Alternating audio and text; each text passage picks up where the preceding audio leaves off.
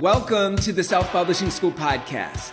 This is the podcast to listen to if you're an aspiring writer or an author who wants to be more successful. On this show, you'll learn how to write and launch a book successfully, all from the top authors and people just like you who are doing it at the highest level. I'm your host, Chandler Bolt, the founder of Self-Publishing School, the author of the book called Published, and the CEO of selfpublishing.com.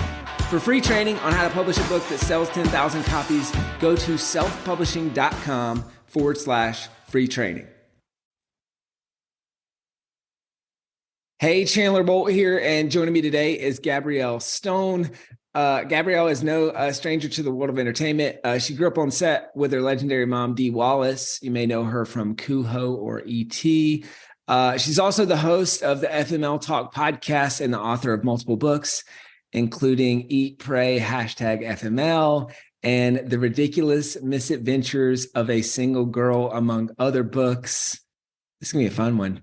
We're going to talk about books, podcasts, all the things. All the things. Welcome. Thank you for having me. I'm happy to be here. So I guess first and foremost, why did you decide to write your first book? Well, my book kind of happened to me. I was working in LA as an actress and a director at the time. I had not written anything except a short screenplay that had done really well. That's obviously wildly different from a book. And it really happened because of what went down in my personal life. So I was married for almost 2 years, found out my husband was having an affair with a 19-year-old for 6 months, among a lot of other extramarital issues that were happening at the time. And I filed for divorce and left. Shortly after that, I met a guy and we fell madly in love with each other and had this whirlwind romance of like, meet my family, have my babies, like the whole fairy tale dream. And he invited me on a month-long trip to Italy. 48 hours before getting on the plane, he told me he needed to go by himself and broke up with me. And I was absolutely devastated. This man broke my heart like my ex-husband never could have done. And I had a decision to make, and that was either stay at home heartbroken or go travel Europe for a month by myself. So I took my backpack and I did 6 countries over the span of a month and wrote Eat, Pray, FML while I was on the trip. Why a book though? Like, I mean, if you got the experience in movies and directing and screenplay writing, like, why not just make this into a movie? You know, the second I found out I was taking this trip by myself, it was almost like I heard what I needed to do. And it was like, I have to write about this because my life had become this like weird horror movie mixed with a sitcom. And I was like, whatever I'm going to learn on this trip is going to be really powerful and really impactful in my life. And if I can share that with others, maybe it will help them heal some things that are going on in their life as well. And I've got to be honest, from the moment I decided I was going to write about it, I saw the very clear path of it. I was like, I'm going to write the book. It's going to be successful. It's going to help a lot of people around the world. And then I'm going to take it to the screen. Like it was very, very clear in how the plan was going to go. And it's been really exciting to see a lot of that come to fruition. And has it you turned into a movie yet? It's in the very early stages of it. Yeah. Ooh, that's exciting. Yeah. And so how, oh man, I got so many questions. The first one is like maybe big picture, then we'll talk book one and we'll kind of work our way through. Like big picture, I feel like you title things in a very provocative way that's very attention grabbing. And I feel like it's attention grabbing, but it's also compelling. It's clear. It's all those things. And I think a lot of times people can shy away from that. How did you decide like whether to do that, whether to not? Yeah. What was kind of the thought process behind that? Well, it's interesting because really a lot of that has to do with publishing versus self-publishing. I think the reason why a lot of people shy away from that is because publishing companies will say, oh, that's not really marketable or that's too much. I came back from Europe and had written the full book in 2.5 months flat, which I can tell you from writing the sequel is wildly fast, and was pitching it to publishers and, you know, had it in my head of like, this has to go to one of the big 5. It's going to be huge. Like it needs to be in every store. And each place we took it to was, it's a little racy. I think it's too much. Oh, I don't know if there's a big enough audience for it, which was a really funny one because that's like what every woman everywhere and men that want to heal too, but okay. And, we wanted to take out some of the profanity in it, or you should shorten it, all things of which I didn't want to do. And I knew that if I released the book in my authentic way, that's how it was going to resonate with people. And I think the titles, to answer your question, come in full circle of that. So I knew when I was going on this trip, I had never seen Eat, Pray, Love. I had never read the book. I went in the night I got broken up with and was like, might as well watch this movie if I'm going to Europe, and like sat there with my jaw open thinking, oh my God, this is like literally my life right now. And I had always, we can't say it on this podcast, but I had always said FML, like, F my life. And it just hit me. I was like, this isn't Eat, Pray, Love for me. This is Eat, Pray, FML. And it really just became its own thing. I knew the title before I left on the trip. I bought a leather-bound journal the day before I left, started writing in that journal the first day of the trip. And if you open up the journal, it's like chapter 1. It's written very closely to how the finished book ended up being published. And I think it was a very clear thing that like, this is what I was supposed to be doing. And all of the stuff I had gone through was leading me to be able to write this book. Yeah. So did you end up self-publishing? Or I did. Yeah. I did. So how did you come to that conclusion? I shopped it to all of the big 5 publishers, got a bunch of no's. Some were like, well, we'll take another look if you do A, B, and C. And I was like, not willing to do those things. And then luckily, I was introduced to another self-published author by a mutual friend of ours. And she kind of became my mentor in self-publishing. Her name is Kelly Randis. She wrote the best-selling book, Spilled Milk, that she self-published. And she really made it clear how not only it was possible to self-publish, but how successful you could be self-publishing. And I know now from going through the process twice that the difference of what you can make financially when you are a self-published author versus when you are with a company is so drastic. Like it can be life-changing numbers. Like releasing Eat, Pray, FML as a self-published author financially changed my life. I was able to buy a home in LA, which if you know LA prices, that's unheard of.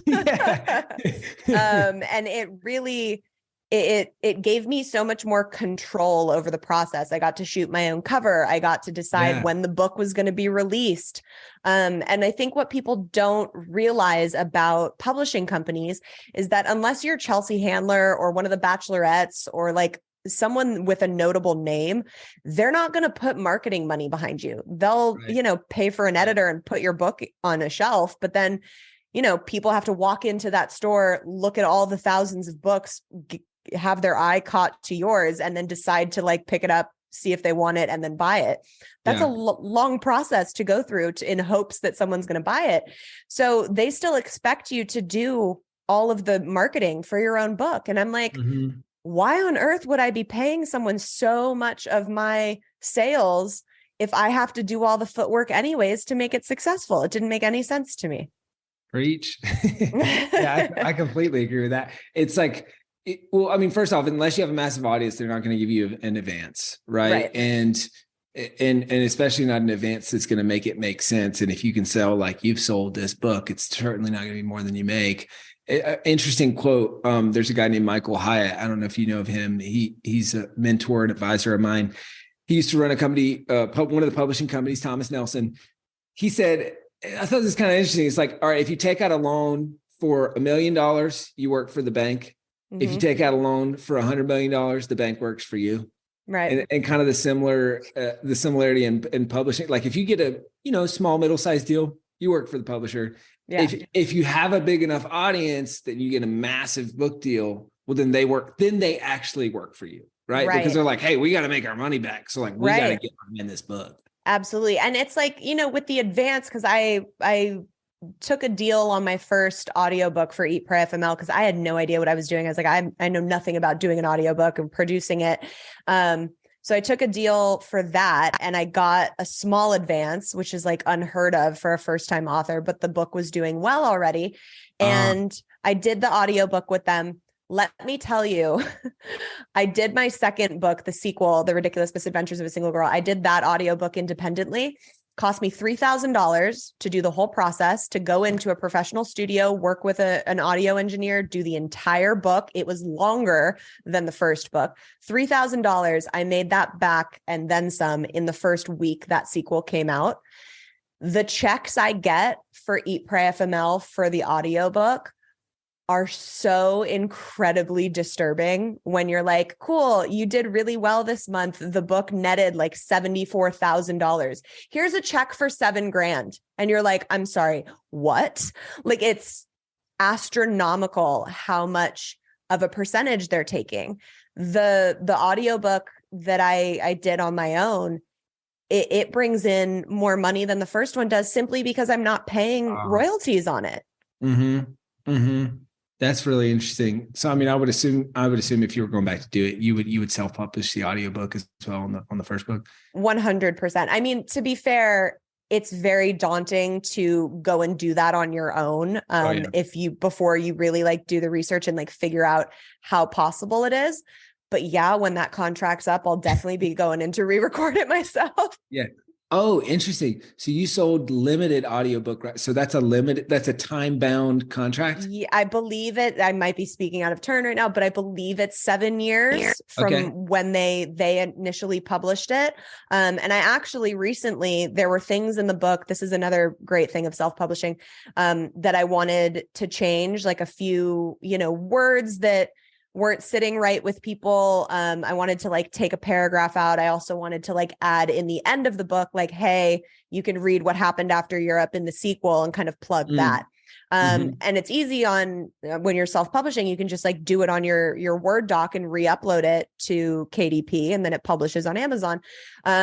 But it's not easy when you are in a contract with a publishing company. So I had to like have my manager call and be like, look, this book makes you guys a lot of money. Let her come in and re-record for one day. It'll cost you guys like $500. Like, let her come in, do the pickups, and like republish the audiobook. And they finally like approved it and let me go in to do it. Nice. So I guess takeaway here too, and this is something that not a lot of authors know in general, much less first-time authors, is negotiate the audiobooks rights separately. Yeah. Even if you traditionally publish your the book, the Kindle, ebook, print book, all that stuff, you can carve out the audiobook rights in your deal, and you can record separately, or you can negotiate those separately. And so that's kind of a cool takeaway from there as well. Yeah. And it's honestly, as daunting as it might seem to like, I don't know how to do an audiobook. It's really, it was the same exact process I did with the company. Like, you go in, you're there for 5 to 7 days, you're recording everything, you're with an audio engineer. That's it. It's the same exact process. You're just doing it on your own, and then you upload it on your own. Like the engineer does it all. And my book was the book that I did independently was quite long. It's like upwards of 300 pages, and I did it for $3,000. So most books aren't going to cost you that crazy of an amount to put up front. And I promise you, it's so worth it when you're seeing those residuals come in every month. Agreed. And you get those bounties, right? Yeah. Where, something not a lot of people know about is, if someone signs up for Audible and your book is the first book that they purchase as part of that free trial, they stay on Audible as a subscriber, I think for 1 month or something, and you get 50, 75, $100. Yeah, there's a lot of incentives on it. And you don't see any of that if your book's with a company. No doubt. And one thing, I don't know if you do this, but if not, it might be a helpful ad, is I create a short link. It's published. So for my book, it's publishedbook.com/audiobook. But then you can send people there, and then that short link redirects to kind of the bounty link, the Audible. Oh, smart. I know you have a podcast too. So it's like, if you send people that way, then it's just, and the pitch is you can get the audiobook for free, because they can either they sign up for an Audible trial or you use a credit. So either way, you can just get the book without having to pay anything. And so it's just like kind of a cool way to use that bounty program. That's really smart. I have not tapped into that. That's a really good idea. Yeah, no worries. So self-published author, first-time author. How in the world did you sell so many copies of this book? I mean, that's impressive. Thank you. I appreciate it. So, full transparency, when I first launched this book, it was June of 2019 when Eat, Pray, FML came out. I only had like 12,000 followers on Instagram. It was like nothing crazy or substantial. And definitely not enough to sell the amount of books that I've now sold. And I put it out. I think it maybe did 500 to 550 copies in the first week. I'm sure 150 of those were my friends or people that knew me or people that wanted, to know the drama of what I had been talking about for the past year. And then it sold consistently, every month it would do, I don't know, 10 to 15 copies a week. Sometimes it was 5 copies, like nothing crazy for the first year. And then the pandemic started and everybody started getting on TikTok. And I was like, oh God, I don't want to get on another social media app. It's all these kids dancing. Like, this is so dumb.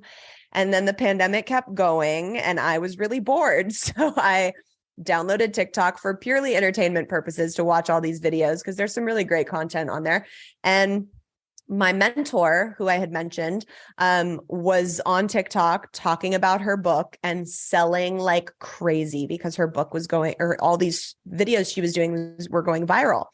And I was like, oh, okay, maybe there's something to this. If I can figure out a smart way to have some of these videos go viral, it could be directly linked to book sales. And it's really important that when you adventure into the social media marketing realm, that your book is live and you have a direct place where people can go and buy it. Like, they don't want to see it and be like, oh, it comes out in 2 weeks. Great. I'll come back to the page then. Like, people are so short fuse energy. So you have to really be like, oh, this looks awesome. Click Amazon, gonna go buy it. And I had maybe 400 followers on TikTok at the time. And I was like kind of down on myself. I'm like, who am I even posting to? Like, who's even going to see this? Like, I don't know. And I went to bed one night. I posted a video at like 11 p.m., which is like not technically prime time. Who knows what the algorithm's doing? And went to sleep, woke up the next morning, and it was at almost 1 million views. And all the comments were like, oh my God, I have to read this book. Oh my God, can you make this a movie? Oh my God, like, I just bought the book. And because I self-published, I could go on to my KDP backend and see how the numbers were spiking from the video going viral. Yep. I've now been on TikTok for the last 2 years. Anytime I have a video go viral, you can see the direct correlation with how many books are selling. It's marketing that you cannot pay for. It's better than, although I do recommend like being on podcasts that have a good following. That's always a great way to kind of like get the story out. It's better than being on podcasts. It's better than like paying for an advertisement somewhere. Like, millions and millions of people, when a video goes viral all over the world, are seeing this content and then choosing to go buy your book. So not only has it skyrocketed my book sales, but I now have fans that are in Africa and are in New Zealand and like are all over the world that are either buying the paperback version, buying it on Kindle, then coming to discover me, listening to the podcast. And it's kind of all filtered into what now is this like brand that I've built. That's awesome. So, I mean, I'm assuming TikTok is the number one driver of book sales, or is there other stuff as well? Or do you feel like TikTok got it into orbit and then it kind of took on a life of its own? Or yeah, I think it was doing well, and it was finding people just from being available on Amazon. I think just because like the cover is really kind of interesting, and like I'm drinking wine and like throwing divorce papers in the air, and like the title's catchy. It was finding people in that sense. I did a few bigger podcasts that I could see would help the book sales, because then, you can go on and be relatable and tell the story and people connect with you and they're like, okay, I want to read that. But TikTok is really what blew it. to the next level and has continued to do that. What's nice about when you have a video or a couple of videos go viral, they continuously are being seen by people. So even on the days where it gets slow, I'm still selling 20 copies just from people discovering random videos that are circulating online. Hey, Chandler Bolt here. I hope you're loving this episode so far. It's time to go from inspiration to implementation. All right, so if you've learned something, we want to help you implement what you've learned with your book. So what I want you to do right now is go to selfpublishing.com/schedule, book a publishing consultation with one of the experts on my team.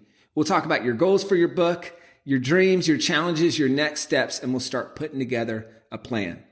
All right, so go to selfpublishing.com/schedule, book a call with the team. Let's see how we can help with your book.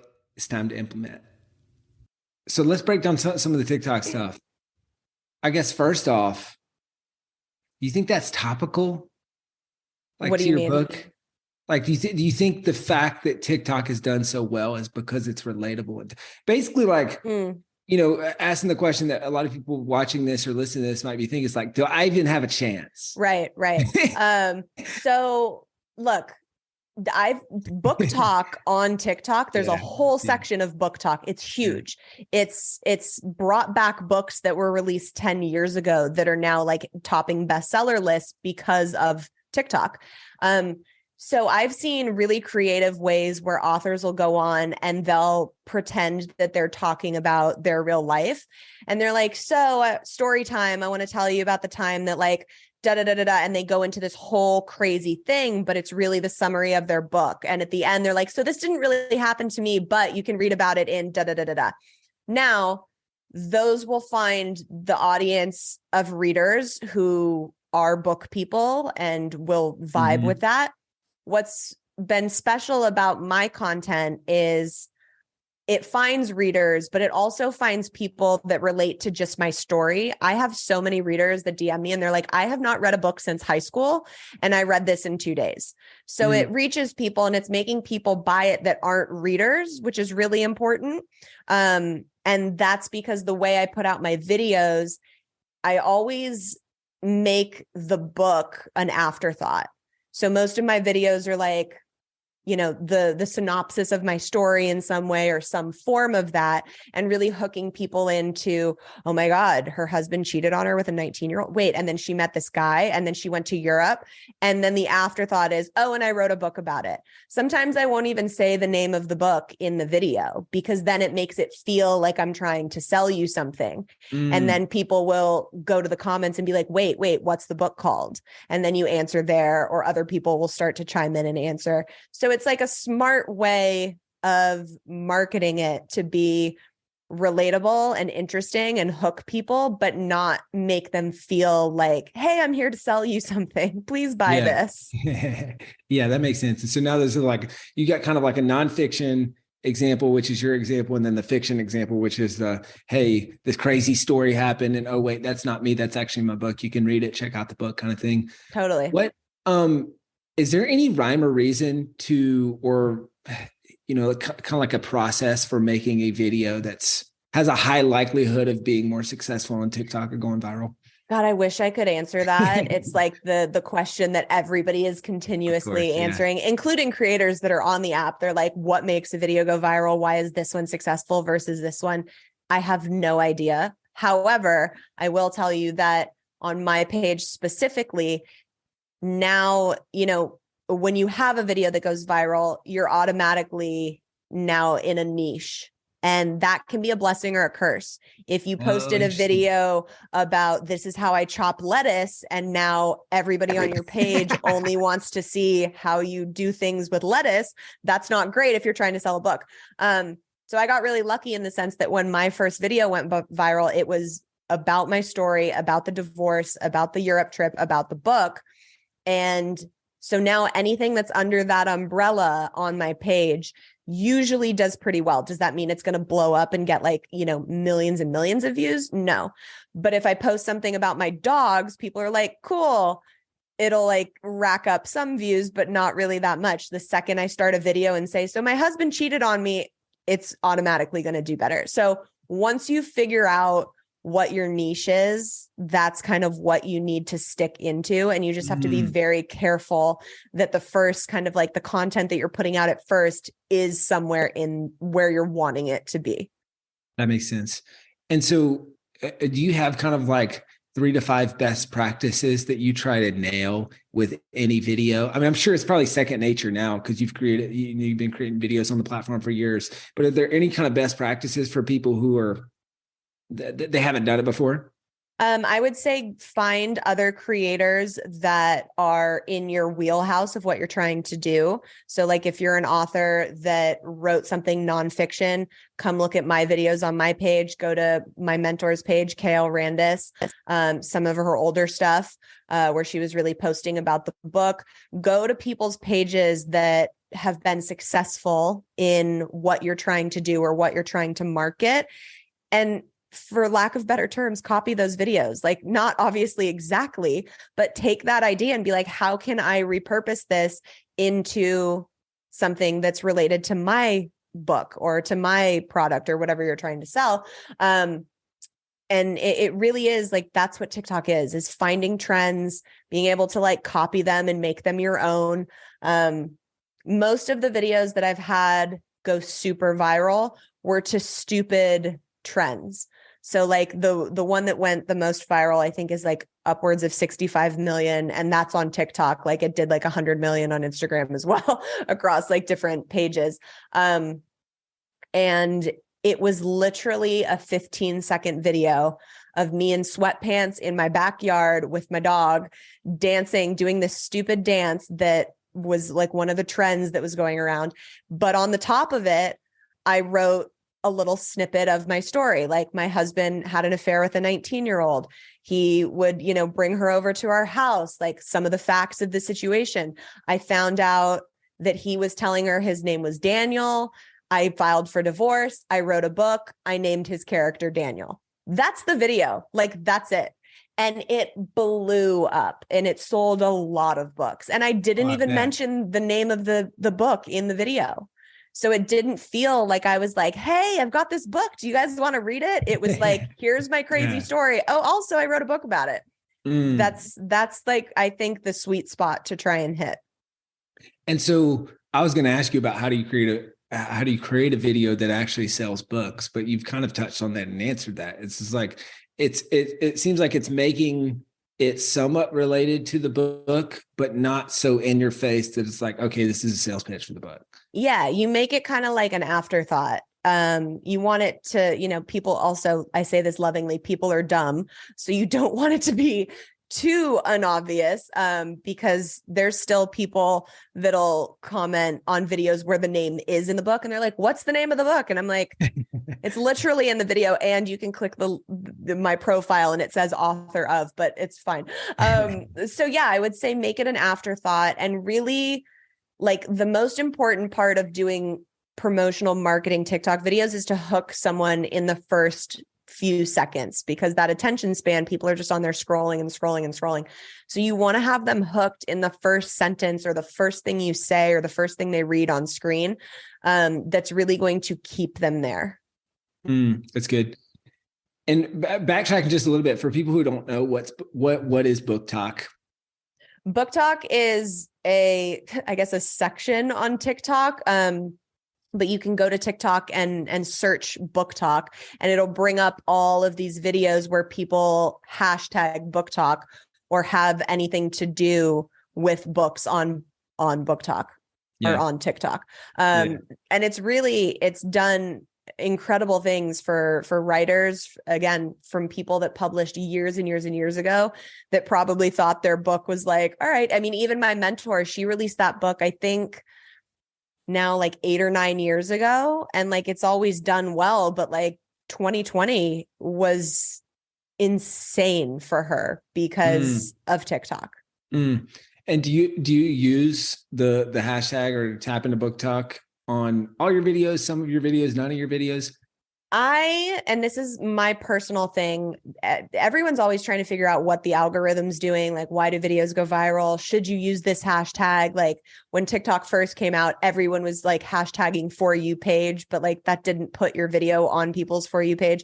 I've done it on a few videos, but I lean more towards if I'm going to hashtag anything. And again, that video that did 64 million views, there were no hashtags. So like, there's no rhyme or reason to it. But if I'm going to do a hashtag, I'll do like divorce, heartbreak, healing, things that are more centered around that, because I'd rather have people who are going through those things or will relate to those things in some way, find the video and then potentially read the book, as opposed to just readers in general. That makes a lot of sense. So I'll circle back to kind of I guess I alluded to this, but didn't directly ask it earlier. Do I have any chance as a dude who's, writes about publishing? Like, does this fit on Book Talk, or like, what do you feel like? 100%. So I actually have a video that I stitched. For people that don't know what stitching is, it's when you find a video on someone else's account and then you want to comment on that video. So it's like you take the first chunk, the first 5 seconds of their video, and then your video starts after. So the video I stitched was this girl going, "So how does someone write a book?" And then my video started and it was like, "Let me tell you how to do that. Step 1." And I went through all the process. Every time one of my videos goes viral, I always, without fail, get the questions in the comments. "I've wanted to write a book for so long. How do I do that?" And I'm just not on the app to like explain to people the step-by-step process of how to write a book. Sometimes I'll do little videos answering like with some details. But yeah, like that would be a perfect area for you to step in and be like, "Hey, this is my book on self-publishing. Let me tell you how to do it." That's definitely everybody. I mean, I've taught, I think 4 or 5 master classes now, on Zooms that were all sold out just on self-publishing and people wanting to know, like, "I want to write a book. How do I do it?" So there's a huge market for people that want to do that for sure. That's cool. So we've talked a lot about TikTok. What else? I mean, is there anything else that you feel like has been a big mover of books over the years? Podcasts, but podcasts that not necessarily have a massive following, but have a really dedicated following that's specific to the type of content your book is. So I've gone on really big shows that I was like, "Oh my God, this is going to really do something," and it doesn't do anything. And I've gone on smaller shows where they maybe get like 500 to 1,000 downloads per episode.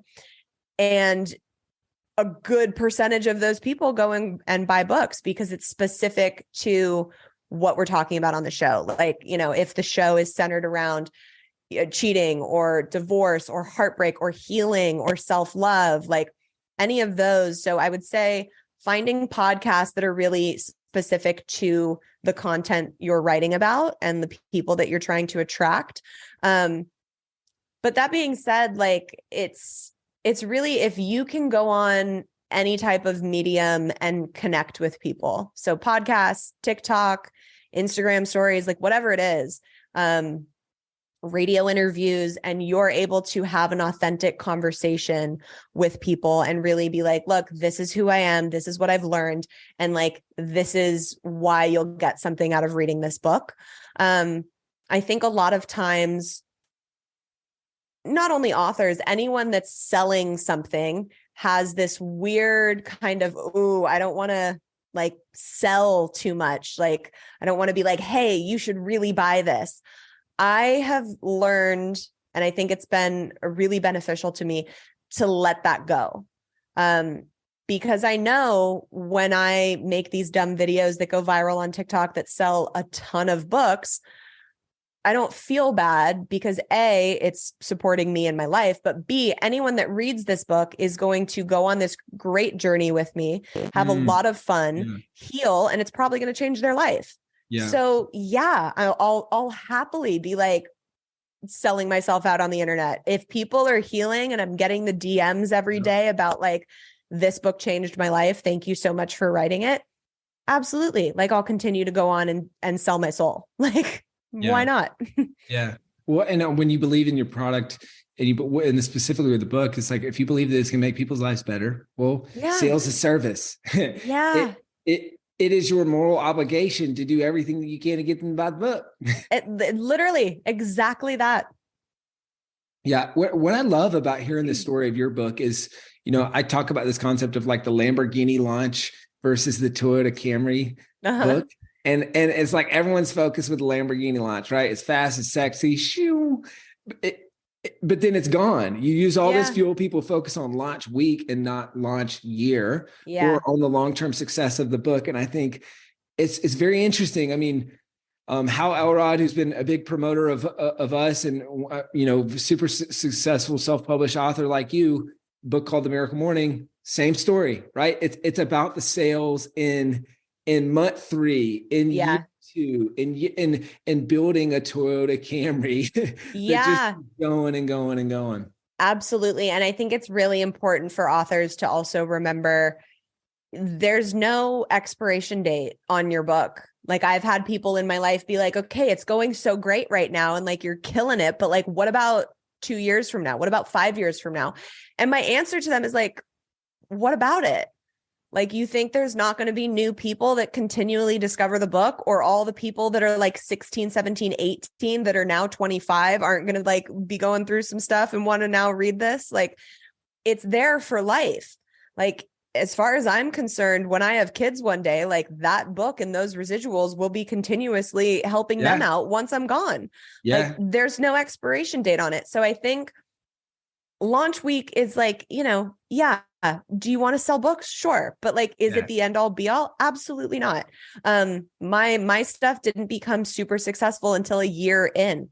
And you have to give yourself some grace in it not being successful right away. It takes time for people to discover things. It takes time for word of mouth to start. It takes time to really like have people start sharing what they now have like read and loved. I always thought, I was so clear in my head. I was like, some big celebrity is going to find this book. They're going to read it. They're going to love it. They're going to post about it. And it's just going to take off like wildfire. That's the path. That's how it's going to happen. Never in a million years did I think, oh, I'm going to go and be successful on some stupid new social media app and it's going to blow up. And I had to be open to that. So you have to, we're getting into a little far from self-publishing, but you have to decide in your life what your goal is and what you're trying to manifest, and then let go of the expectations of how that's going to show up and happen for you. If you're like, this book is going to sell 500,000 copies and it's going to be super successful, however it's going to happen, universe, bring it to me. I'm open, but I know that's the end goal. And then you have to like release it and let it go. The more you try and like squeeze and hold on to something because you want it so badly, the more it like can't come to fruition for you. Yeah, that's good. That's so good. I've got a couple final questions, kind of lightning round for you. Over 7,000 reviews on the first book. Yeah. Nuts. Anything you did specifically? I mean, besides sell a ton of... Yes. Such a good question, because I want to pass it along to other self-published authors. So whenever people would DM me on Instagram and message me about the book, and I still do this till this day, and, say how much it affected them and how thankful they are, or whatever, like the amazing message is, I read every single message that comes in. And if it sounds exhausting, it is. Like it's a lot. But I read every message that comes in, and then I respond to them in an authentic way and like say, thank you so much, and like comment on whatever they said. And then after that, I say, also, thank you for taking this journey with me. It would mean so much to me if you had a second to drop a review on Amazon or Goodreads. It helps a ton. And 9 times out of 10, everybody is more than happy to do that after, you've taken the time to like respond to them and have a conversation with them. And it's it's just asking. I've never had someone like push back on that. Who knows if everybody actually goes and does it, but half the time they don't even think of that. They're like, oh, right. Like that's such an easy thing that I can go do that'll take me like 5 minutes or less. So I totally recommend doing that. And it's really just a matter of like staying in touch with the people that reach out to you that read. It's always a good idea to ask, your first round of readers that you send to write a review once the book is live. But that's been the main thing that I've gone and done. I've also like sometimes when I'm doing Q&As on my Instagram, I'll put up a thing that's like also reminder, if you want to send me any type of like thank you or like you appreciate the content I'm putting out, the best gift you can give me is going and leaving a review on the book or the podcast. That's cool. That's cool. I like that a lot. And you broke up just a little bit on the messaging back to people. So did you just say, oh yeah, are you asking them to copy and paste, or, hey, can you leave? No. Yeah. So once they DM you, like read whatever they wrote, have like a little exchange with them. Thank you so much for taking the journey with me.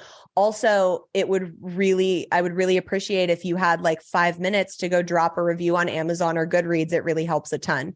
And they're usually like so happy to go do that. Nice. That makes sense. And one thing I've heard from authors and kind of similar, and one thing that we talk about is like, if someone says, this book's amazing, say, hey, would you mind copying and pasting that here? Yeah, right. Just like, all right, there's no barrier. Like what you just said, put it here. Right. Yeah, that's cool. And do you do a short link for the reviews at all? I don't. I usually literally just say, if you have a second to drop a review on Amazon or Goodreads. I feel like it's more authentic that way. Like if they're not going to go and do it, they're not going to go and do it. But I feel like sending the link is like a little bit like here. And I've seen really good results with it. And normally, especially because of my book specifically, like it's such a journey that people go on. So they really feel like they're my best friend when they're done reading it. It's like not the biggest ask for them to be like, yeah, like go take a couple minutes and drop a review real quick. Yeah, that's awesome. Last couple of questions. We're running out of time. I feel like you're just looking at your book, looking at your site, all that. You're really good at marketing. Oh, thank you. Where did you learn that from? And any tips for people who want to be, especially like outside the box marketing? Like that's what I respect a lot about kind of just seeing your branding and your site and your books and all that. It's just like, it's different, it's attention catching, and it's outside the box. Like any tips for people? God, I, as far as like the books, when I had a very clear idea and vision of like what I wanted the covers to look like, I shot with a photographer, and then I hired an incredible cover designer. Her name is Murphy Ray. She does all of Colleen Hoover's books. She's like extremely affordable, and she's done all of my covers. And I send her the pictures and I'm like, something pink with like, some pizzazz. And she comes back with these incredible designs. I always recommend, if you're self-publishing, hire a cover designer, hire a formatter, hire an editor. Do not skip that step. Like, please, if you're going to spend money anywhere, spend it on an editor. But as far as the marketing, it's kind of just been my vision the whole time. And I've been like, what's going to be eye-catching to people? What are things that are going to stand out? Like if I put a book on a shelf, like what's a title and a image that's going to grab me? I feel like publishing companies lean so much towards like the cool font with like an obscure background. And I'm like, what is that? No, like, let's put me in a tank top, drinking some wine with like a passport and divorce papers flying over my face. That's something that people are going to be like, what's that? That's super smart. Super smart. Well, Gabrielle, this has been awesome. A lot of fun. Very insightful. Where can people go to buy your book, to find out more about what you're up to, all that good stuff? Yeah, thank you for having me again. This was great. I don't get to talk about this stuff all that often, so it was really fun for me. The books are both exclusively available on Amazon because I self-published. So the first one is Eat, Pray, FML. The sequel to that is The Ridiculous Misadventures of a Single Girl. I also self-published a self-love healing journal called F Off, I'm Healing. So that's available on Amazon too. You can also get all three of those signed personally by me on my website, which is eatprayfml.com. That's also where we have all the podcast merch and all of all the info of everything. If you want to check out my TikTok videos and steal some ideas for your content, please feel free. It's at Gabrielle_Stone. And I'm also really active on Instagram and often do Q&As and stuff on there. If people have any questions, they can, of course, DM me and reach out. And that's at Gabrielle Stone. That's awesome. And I love the trio signed copy idea. And we didn't even get, I just realized I had questions I want to ask about the podcast. We didn't even get to talk about the podcast. So this was awesome. Gabrielle, thank you so much. Oh, you're so welcome. I want to say one last thing for people when they're looking and they see a bad review. This has been my saving grace. Go to your absolute favorite book that is very, very popular, beloved by so many. I went to Eat, Pray, Love when I first got my first horrible, scathing review. Go to their 1-star reviews. People are insane. Art is a vulnerable, subjective medium. Do not feel bad when those come in. You have to have the bad reviews in order for people to write the amazing ones. So Absolutely. Don't let those get you down. That's awesome. And remember, it's a review on the book, not a review on you as a person. Which it feels like a review on you as a person. When you're writing about something as deeply personal as I'm writing about, I've had reviews where people are like, she's terrible. She's an entitled, spoiled brat. She needs to crawl under a rock and die. So trust me, whatever reviews you guys are getting, I've gotten worse, but go to your favorite book and read the 1-star reviews. It will instantly make you feel better. I love that. We celebrate the 1-star reviews, in our community. When someone gets their first 1-star review, it's a celebration because that means you're reaching people besides your grandma and your mom and your friends. The book is officially doing something, right? Yes. It's getting out there where people might not like it. I absolutely love that. I'm in support of that. That's awesome. Well, hey guys, check out the book or the books. She's got the trio set on her site, like she mentioned, as well as the podcast. Gabrielle, thanks again. Yeah, thank you for having me. Thank you so much for watching or listening to this episode of the Self-Publishing School podcast. I know there's so many places that you can be spending your time. There's other podcasts that you could be listening to, YouTube channels that you could be watching.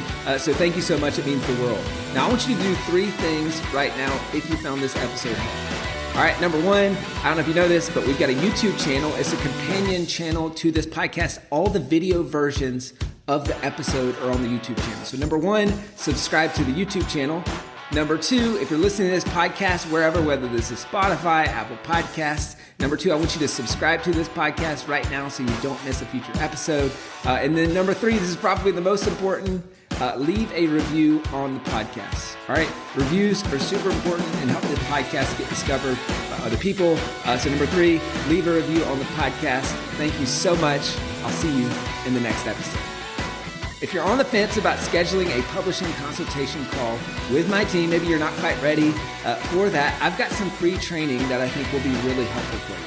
All right, all you have to do is go to register to sign up. Go to selfpublishing.com/free training. When you do, you're also going to get a free digital copy of my new book, Published. And on that training, you're going to learn the next steps of how to implement with your book. So how to write, how to publish, how to launch successfully. So go to register right now at selfpublishing.com/free training. I'll see you there.